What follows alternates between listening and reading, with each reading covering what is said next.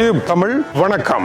Lindsey கிரேஹாம் அமெரிக்காவினுடைய புகழ்பெற்ற senator 71 வயதில் இதய நோய் காரணமாக மரணமடைந்தது தெரிந்தது.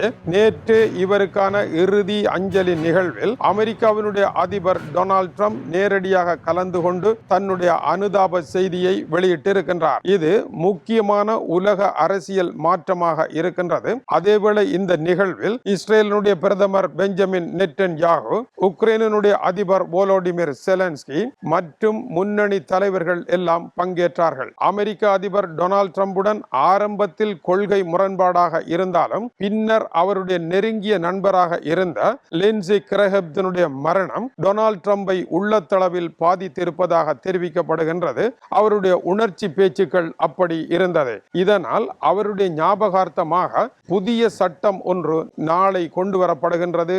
அமெரிக்க காங்கிரசிற்கு லிண்ட்சே கிரேஹாம் ரஷ்யா மீதான தடை சட்டம் என்பது இதனுடைய பெயர்.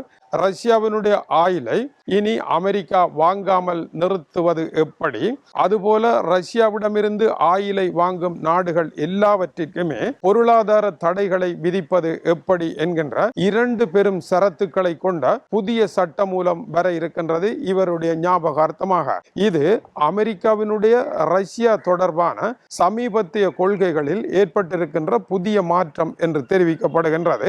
அமெரிக்க அதிபர் இப்பொழுது புட்டினை நம்புவதற்கு தயாரில்லை என்றும், அமெரிக்க அதிபர் தேர்தலின் பொழுது ரஷ்ய அதிபர் புட்டின் தன்னுடைய ஆத்ம நண்பர் என்றும், தன்னால் உக்ரைன் ரஷ்ய போரை நிறுத்திவிட முடியும் என்றும் கூறியிருந்தார். ஆனால் இதுவரை காலமும் எதற்காக அதை நிறுத்தவில்லை என்கின்ற விமர்சனத்தை டொனால்ட் ட்ரம்ப் சந்தித்து வந்தார். இப்பொழுதுதான் அவருக்கு காலம் கடந்த சுடலை ஞானம் போன்ற அறிவு வந்திருக்கின்றது. தன்னுடைய கோரிக்கை நிறைவேறக்கூடாது என்று தடுப்பதில் முதன்மை பாத்திரம் வகித்துக் கொண்டு இருப்பவர் ரஷ்ய அதிபர் புட்டின் தான். புட்டினுக்கு சமாதானத்தில் எந்த நாட்டமும் கிடையாது என்று ஐரோப்பிய தலைவர்கள் கூறியதை நிராகரித்து, இல்லை அவர் சமாதான பிரியர் என்று அவருடன் பல தடவைகள் பேச்சுக்களை நடத்திய டொனால்ட் ட்ரம்ப் அதில் தோல்வியும் அடைந்த பின்னர் இனிமேல் உக்ரைன் விவகாரத்தில் ரஷ்ய அதிபரனுடைய முதல் இடத்தை பறித்து அந்த இடத்தில் உக்ரைனிய அதிபர் வோலோடிமிர் செலன்ஸ்கியை அமர்த்துகின்ற முறை வந்திருக்கின்றது. இனி எதை செய்வதாக இருந்தாலும் உக்ரைனிய அதிபருடன் உரையாடி அவர் சரி என்ற பின்னர் தான் மற்ற விடயங்களை பேசுவோம் என்ற நிலைக்கு டொனால்ட் ட்ரம்ப் வந்திருப்பதாக தெரிவிக்கப்படுகின்றது. இது அமெரிக்காவினுடைய ரஷ்யா தொடர்பான கொள்கையில் ஏற்பட்டிருக்கின்ற புதிய மாற்றமாக இருக்கின்றது. இந்த மாற்றத்திற்கான காரணம் சமீப காலமாக போர்க்களத்தில் உக்ரைன் அபார சாதனைகள் படைத்துக் கொண்டு வருகின்ற காரணத்தினால் உக்ரைன் மீதான புதிய நம்பிக்கை அமெரிக்க அதிபருக்கு ஏற்பட்டிருக்கின்றது.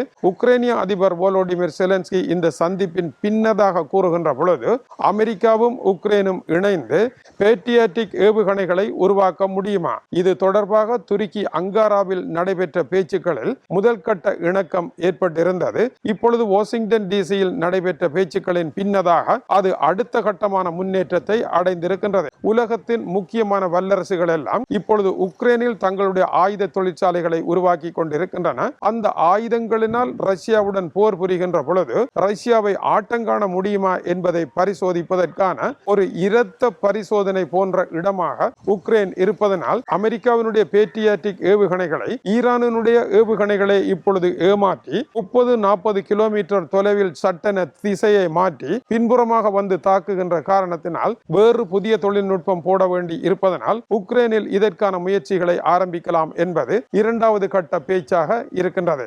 மேலும் ரஷ்யாவை இனி நம்பி பிரயோசனம் இல்லை, ரஷ்யா மீதான பொருளாதார தடைகளை விதிப்பதற்கு டொனால்ட் ட்ரம்ப் தயாராகி விட்டதானது புட்டினுக்கு மிகப்பெரிய நெருக்கடி ஒன்றை ஏற்படுத்தி இருக்கின்றது. இதன் பின் ரஷ்யாவினுடைய நிலைப்பாடுகள் எப்படி இருக்கும் என்பது கேள்விக்குறியாகவே இருக்கின்றது. அதேவேளை இஸ்ரேலையும் நம்பவில்லை அமெரிக்காவினுடைய உப அதிபர் JD Vance. இந்த சந்திப்பின் முன்னதாக இஸ்ரேல் இப்பொழுது செல்வாக்கு இழந்து விட்டது என்றும், இஸ்ரேலினால் தான் ஈரானுடனான அமைதி ஒப்பந்தத்தில் அமைதியை தங்களால் தொட முடியாமல் இருக்கின்றது என்றும், இஸ்ரேல் லெபனான் மீது நடத்துகின்ற தாக்குதல் மிகப்பெரிய செல்வாக்கு செல்வாக்கு இழப்பையும் உலக நாடுகளினுடைய விமர்சனத்தையும் அமெரிக்கா சந்திப்பதற்கு காரணமாக அமைந்துவிட்டது என்றும் ஜே.டி. வான்ஸ் தன்னுடைய கருத்தை கூறியிருக்கின்ற காரணத்தினால் இஸ்ரேலுடன் இந்த விவகாரம் தொடர்பாக கடுமையான ஒரு பேச்சு நடைபெறுவதற்கான வாய்ப்புகள் உண்டு. செலன்ஸ்கியுடன் நடைபெற்ற பேச்சு வெற்றிகரமாக திசை திரும்பி இருப்பதாக அமெரிக்க செய்திகள் தெரிவிக்கின்றன. இதற்கு முன்பிருந்த முரண்பாட்டு நிலை இல்லாமல் போயிருக்கின்றது.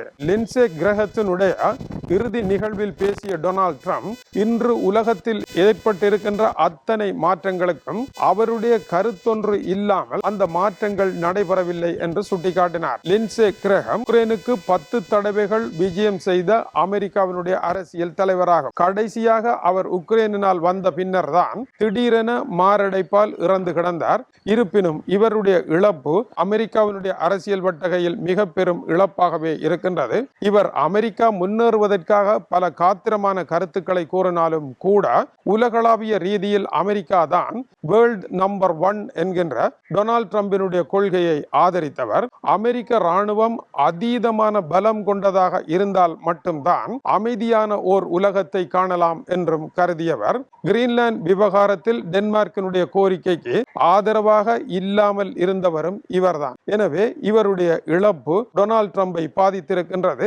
ரஷ்யா தவறான பாதையில் செல்லுகின்றது, ரஷ்யாவுடன் இணக்கமாக செல்ல வேண்டாம் என்று டொனால்ட் ட்ரம்பிற்கு பல தடவைகள் இவர் கூறியிருந்தார். இப்பொழுது இவருடைய மரணம் டொனால்ட் ட்ரம்பை மனம் மாற்றி ரஷ்யாவிற்கு எதிராக திசை திரும்ப வைத்திருக்கின்றது. லிண்ட்சே கிரஹம் மரணத்தின் மூலமாக தன்னுடைய கொள்கையை வெற்றி பெற்றிருக்கின்றார் என்பது இந்த அஞ்சலி நிகழ்வினுடைய முக்கிய விடயமாகும். அடுத்த 14 நாட்களில் உக்ரைனுக்கு அமெரிக்க அதிபருடைய சிறப்பு தூதுவராகிய ஸ்டீவ் விட்கோவ், ஜெரார்ட் குஷ்னர் ஆகிய இருவரும் விஜயம் செய்ய இருக்கின்றார்கள். இந்த இடத்தில் அமெரிக்காவினுடைய உளவு பிரிவினுடைய தலைவராக ஜே கிளேட்டன் நியமிக்கப்பட்டிருக்கின்றார். அமெரிக்க செனட்டில் 51-47 என்கின்ற வாக்குகளின் அடிப்படையில் இவருடைய நியமனம் உறுதி செய்யப்பட்டிருக்கின்றது. இதற்கு முன்னர் இருந்த அமெரிக்க உளவு பிரிவுகளினுடைய தலைவர் பில் புட்டே திறமை குன்றியவர் என்று 2 கட்சிகளும் தெரிவித்து கவலை வெளியிட்டதன் பின்னதாக இந்த மாற்றம் நடைபெற்றிருக்கின்றது. இது அமெரிக்காவினுடைய CIA பிரிவு அல்ல. அமெரிக்காவினுடைய அனைத்து உளவு பிரிவுகளும் CIA, NSA என்று பல பிரிவுகள் உண்டு. அவற்றினுடைய தலைமை நிர்வாகியாக இவர் நியமிக்கப்படுகின்றார். அமெரிக்கா தன்னில் பல மாற்றங்களை செய்து கொண்டிருக்கின்றது. இந்த மாற்றங்கள் லிண்ட்சே கிரஹத்தினுடைய இறுதி நிகழ்வில் நடைபெற்றுக் கொண்டு இருக்கின்றது. இஸ்ரேல் தொடர்பாக அமெரிக்காவினுடைய இறுதி மாற்றம் என்ன? அடுத்த செய்தியில் காத்திருங்கள். இது டியூப் தமிழினுடைய உலக செய்திகளுக்காக இலங்கை வடபுலம் யாழ்ப்பாணத்திலிருந்து கீசே துறை. வணக்கம் உறவுகளே.